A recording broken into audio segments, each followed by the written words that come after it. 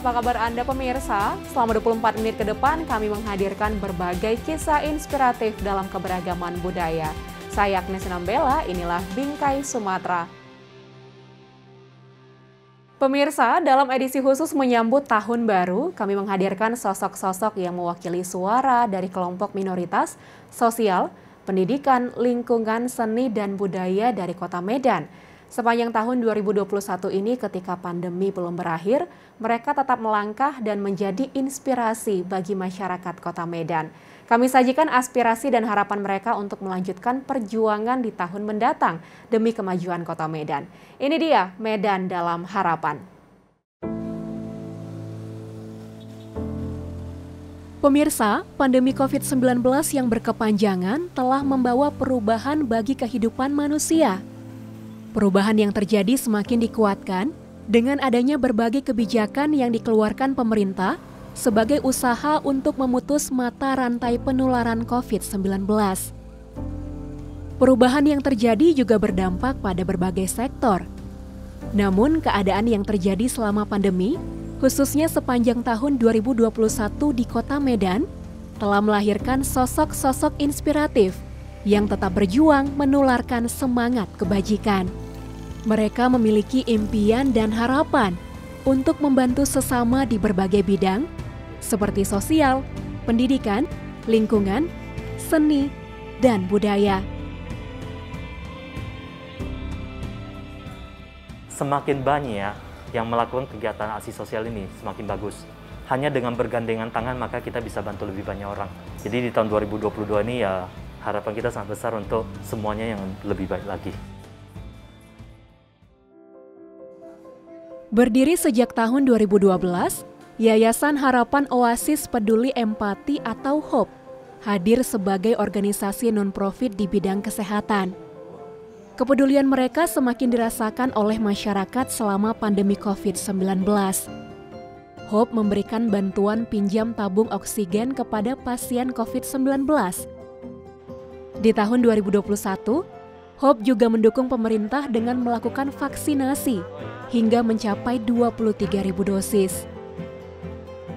Jadi sebenarnya waktu di Januari 2020, kami dari Yayasan HOPE dengan beberapa teman dokter, kami sudah mulai mempelajari apa yang terjadi waktu itu di negara China. Pertama kali pandemi ini diketahui, COVID-19 ini ditemukan. Itu kita udah pelajari. Sampai di bulan Maret, pada saat waktu pemerintah Indonesia mengakui bahwa Indonesia udah gawat darurat COVID-19, seminggu setelah itu kami udah langsung melakukan aksi sosial. Di mana selain penggalangan dana, kami sudah mengirimkan bantuan ke berbagai pihak. Itu mencakup 7 provinsi yang sudah kita bantu. Jadi di tahun 2020 itu memang benar-benar sebuah tantangan di mana kita berlomba dengan waktu, bagaimana kita mendukung garda terdepan dari seperti para dokter gitu, agar mereka bisa tetap survive dan tetap bisa bertahan menolong masyarakat menghadapi pandemi ini. Nah, setelah sampai di tahun 2021 awal, pandemi kan sudah berjalan terus dan vaksinasi sudah mulai dilakukan. Jadi kita udah coba lebih konsen ke berikan vaksinasi. Ya, tujuan herd immunity tadi harus kita capai. Untuk targetnya, vaksinasi kita itu memang menyasari lapisan masyarakat tertentu. Banyak masyarakat yang tidak mendapatkan akses informasi mengenai acara vaksin. Inilah yang kami lakukan di berbagai daerah di pinggiran kota.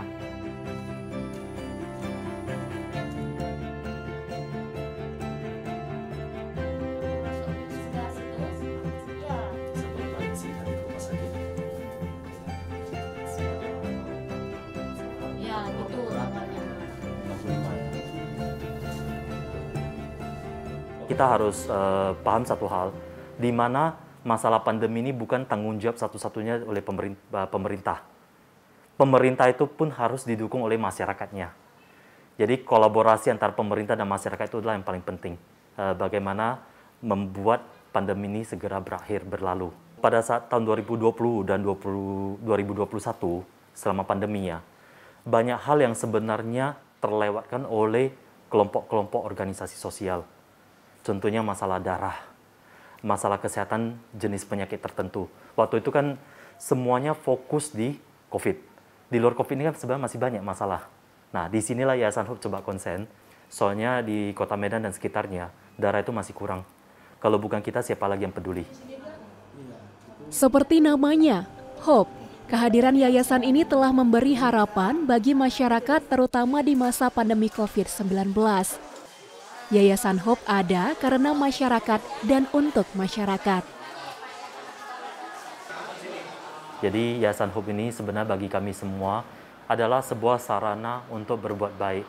Yayasan Hope ini bukan milik siapa-siapa, tetapi ini lebih ke sebuah sarana, sebuah tempat bagaimana kita sama-sama menyalurkan hati kita yang tulus untuk menolong orang lain. Pandemi COVID-19 juga memiliki dampak besar terhadap seniman di kota Medan, seperti yang dialami oleh David Wijaya, seniman doodle. Bisnis doodle art miliknya, Dewe Skellington, mengalami penurunan profit hampir 50% selama pandemi COVID-19. Namun pria kelahiran 1 Januari 1991 ini tidak kehilangan akal agar dapat bangkit dari situasi sulit dan tetap mampu berkarya.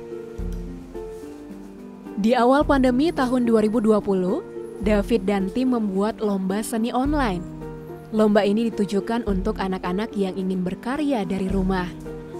Waktu luang yang berlebih, David gunakan untuk mencari solusi dan berinovasi mengikuti perubahan situasi. Ia mengeluarkan produk masker dengan motif doodle. Kita coba untuk belajar menjahit. Kita menggunakan mesin jahit simpanan orang tua dulu, yang mungkin udah lama nggak dipakai, kita maksimalkan itu kembali.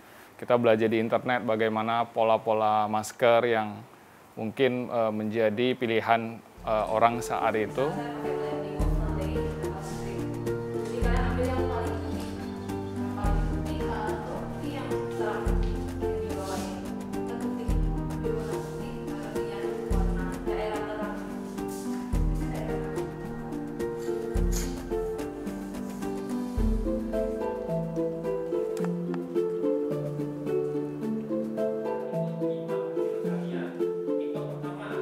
Jadi kita mulai coba menyebarkan semangat untuk saling belajar dan berbagi, karena kebetulan teman-teman yang bekerja di Dewe Skellington, mereka juga punya bakat menggambar. Nah, dari sana kita memberi kesempatan kepada mereka untuk berbagi bakat mereka. Nah, namun kita menyadari di kondisi pandemi, tentu dengan harga yang terlalu tinggi akan memberatkan bagi mereka, khususnya mereka ingin masih mencoba hal-hal baru. Kita tidak ingin mereka terhambat karena kondisi keuangan. Jadi kita menggunakan konsep bayar seikhlasnya, tapi kita tetap mengingatkan kepada para mentor, para pengajar untuk tetap berbagi setulusnya. Seniman yang satu ini ingin menjadikan Dewe Skellington sebagai wadah agar generasi muda dapat mengekspresikan karya seni mereka. Itulah mengapa David juga membuka kesempatan bekerja paruh waktu untuk anak-anak muda yang memiliki bakat dan minat di bidang seni. Kita secara rutin membuka program part-time job atau pekerjaan paruh waktu kepada remaja-remaja untuk mencoba nih beberapa pekerjaan yang sering kita berikan. Nah, dari sana mereka akan lebih semakin yakin dengan pekerjaan ini, karena ternyata bidang doodle ini nggak hanya sebatas coret-mencoret. Untuk dijadikan sebagai bisnis itu banyak aspek yang harus kita kuasai. Seperti di bagian produksi produknya, bagian ketelitiannya, kemudian gimana kita menjual produk ini, sosial media, marketing, dan lain sebagainya. Sejak Dewe Skellington berdiri pada tahun 2016, David mengaku pasang surut telah ia lalui. Pandemi COVID-19 merupakan bagian dari perjalanan tersebut. Ia percaya tahun depan akan membawa perubahan yang lebih baik untuk dunia seni Kota Medan. Harapan saya sih untuk sektor seni di Kota Medan, kita bisa terus mengadaptasi apa yang kita lihat saat ini. Selain itu, kita juga harus sering berbagi, sharing kepada teman-teman ataupun anak-anak muda generasi selanjutnya supaya mereka bisa meneruskan atau setidaknya mereka bisa saling support dan belajar dan tidak sendiri-sendirian, sehingga dari sana kerjasama tersebut bisa membuat aura seni kreatif ini bisa lebih digaungkan lebih banyak.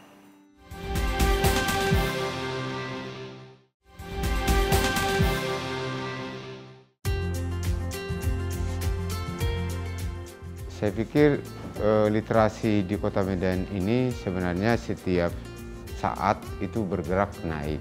Kalau kita lihat ke belakang, ya ada peningkatan-peningkatan karena dengan banyaknya komunitas-komunitas untuk menggiatkan literasi ini, dan bahkan di sekolah-sekolah formal pun tetap juga digiatkan literasi. Jadi supaya anak-anak ataupun masyarakat itu gemar membaca, jadi kegiatan literasi itu sudah semakin baik lah.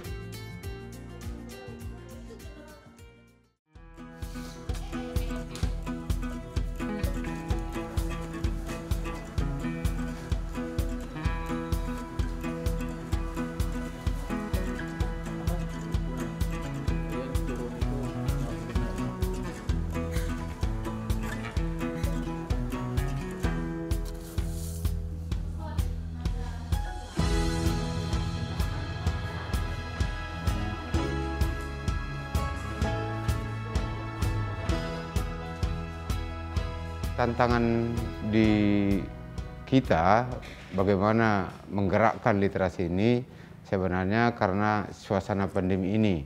Karena ketika kita mau berkunjung ke daerah-daerah tersebut, tetap dia harus terbatas karena situasi kita kan pandemi ini. Itu aja sebenarnya tantangan kita untuk kegiatan literasi. Poster juga mendirikan pendidikan anak usia dini atau PAUD generasi bangsa Madani yang berlokasi tidak jauh dari rumahnya. Biaya pendidikan di PAUD ini sangat terjangkau. Di tahun 2017, ia mendirikan Pusat Kegiatan Belajar Masyarakat atau PKBM bernama PKBM Genesa atau Generasi Bangsa. PKBM ini mendidik anak-anak yang putus sekolah untuk dipersiapkan mengikuti ujian paket A, B, dan C. PKBM Genesa juga memiliki sejumlah program seperti life skill atau belajar keterampilan, kelompok belajar usaha, taman baca masyarakat, dan pendidikan keluarga berwawasan gender. Meskipun pandemi COVID-19 masih melanda dunia, namun semangat poster menggaungkan literasi tak pernah padam. Harapannya tetaplah semangat untuk memberikan kebaikan, kemaslahatan kepada orang banyak. Karena dengan memberikan kegiatan-kegiatan semacam ini, mudah-mudahan terutama anak-anak ataupun generasi bangsa ini nantinya ketika dia gemar membaca, pengetahuannya tambah, akhlaknya bertambah, dan mungkin ilmu dan pengetahuannya akan berkembang, dan nanti bisa dia menjadi anak-anak yang baik, dan masyarakatnya pun berkarakter yang baik, dan bisa untuk mencapai cita-citanya lebih baik lagi. Kristela Suwongso adalah sosok muda inspiratif asal Kota Medan. Ia memiliki cita-cita mulia, yakni menjadikan Kota Medan memiliki sistem pengelolaan sampah yang baik. Kristela berharap ia bisa menjadi bagian dari perjalanan sistem pengelolaan sampah yang baik untuk Kota Medan. Pengelolaan sampah itu kebutuhan basis setiap orang dan juga merupakan hak ya. Setiap orang itu berhak memiliki lingkungan tinggal yang sehat, yang bersih. Bersama teman-temannya, ia mendirikan Roda Hijau, sebuah komunitas yang berfokus memberi edukasi kepada masyarakat tentang mengelola sampah yang baik. Salah satu layanan yang disediakan oleh Roda Hijau adalah pilah sampah. Pilah sampah dikategorikan menjadi 3, yaitu sampah yang bisa didaur ulang, sampah organik, dan sampah yang tidak bisa didaur ulang.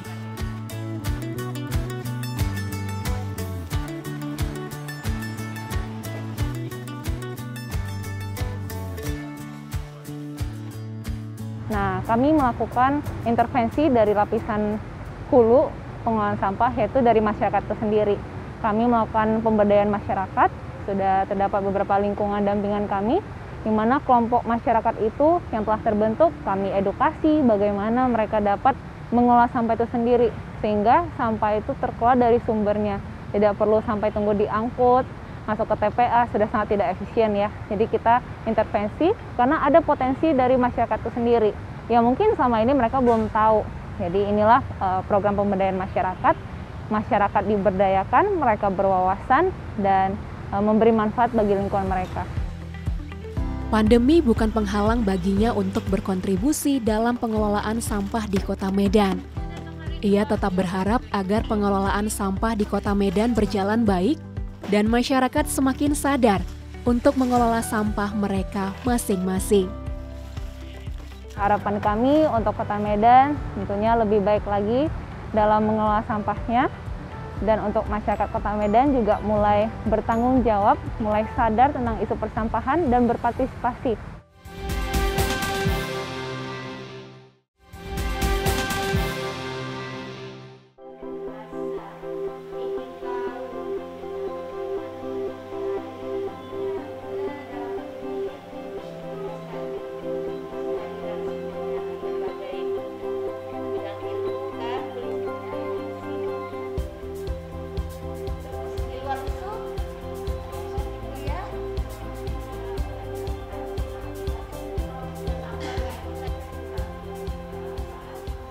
Alhamdulillah kita tuh menggunakan media sosial tentunya ya.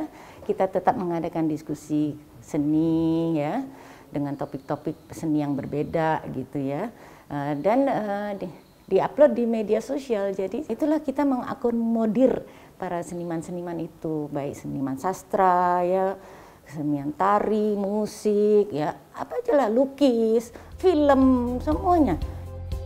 Tidak hanya kebudayaan Melayu, sanggar yang terletak di Jalan Abdullah Lubis, Kota Medan ini juga mengajarkan tarian dari etnis lain. Siapapun dari usia berapapun boleh datang belajar ke sanggar ini tanpa dipungut biaya sepeser pun. Sudah lebih dari 2 dekade, para anggota sanggar juga telah mementaskan tarian tradisional mulai dari panggung lokal, nasional, hingga mancanegara. Meski dihadapi dengan berbagai tantangan selama pandemi, namun ia memiliki berbagai cara dalam menjaga seni dan budaya.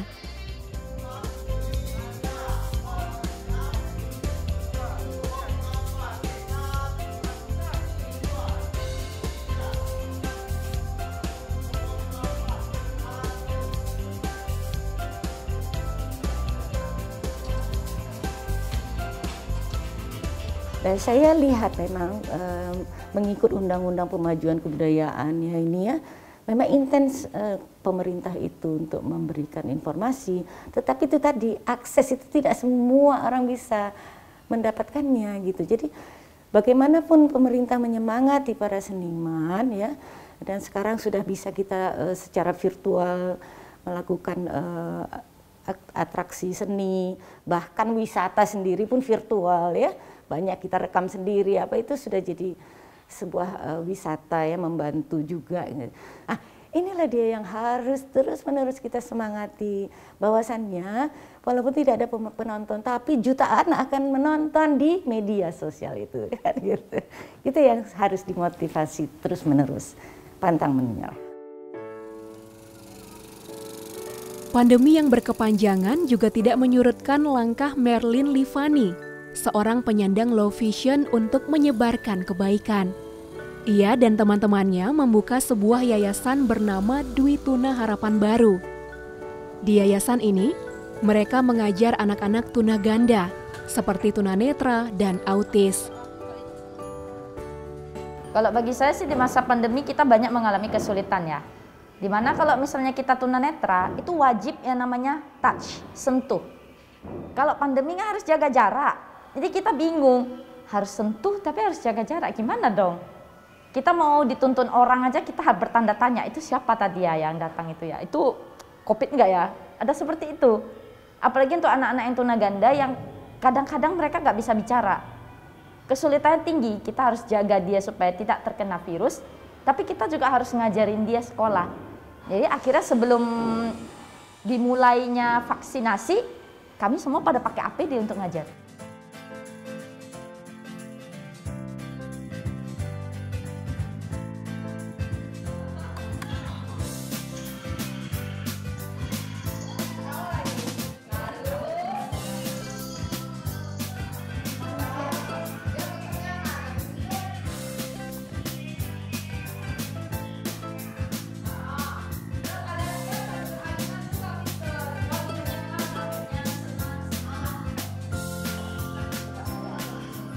Yang kita lakukan tetap memberikan layanan pendidikan, baik itu secara online maupun offline. Jadi kita kebanyakan online, minta orang tua untuk mendampingi, kalau yang mampu dia bisa mengoperasikan handphone sendiri, dia sendiri. Nah, kita juga perlahan-lahan memasukkan anak-anak ke sekolah secara offline itu tadi ya, dengan kita gurunya pakai APD, anak-anaknya kita ajari pakai masker, sehingga ya semuanya kita harapkan supaya bisa tetap mendapatkan pendidikan yang terbaik gitu. Tekad yang bulat dan semangat yang kuat tertanam di jiwa Merlin dan teman-temannya sesama disabilitas. Mereka tetap ingin berdaya bagi semua orang, terutama bagi anak-anak berkebutuhan khusus. Harapannya di tahun 2022 semoga pandemi COVID-19 sudah berakhir, sehingga kita bisa kembali lagi membuka layanan pendidikan untuk lebih banyak orang. Karena kan kita harapan baru tahun ini mau diresmikan jadi SLB ya, tahun 2021 ke 2022 sedang on proses. Nah, jadi kalau sudah selesai prosesnya kan kita berharap bisa membuka pendidikan untuk lebih banyak orang. Inilah impian dan harapan sosok-sosok inspiratif kebanggaan DAI TV.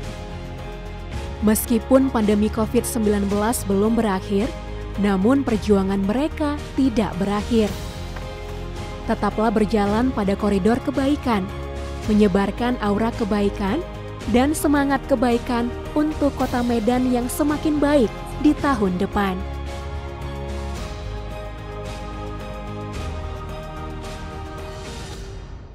Sekian program Bingkai Sumatera, jaga diri Anda dengan menerapkan protokol kesehatan 5M dimanapun Anda berada.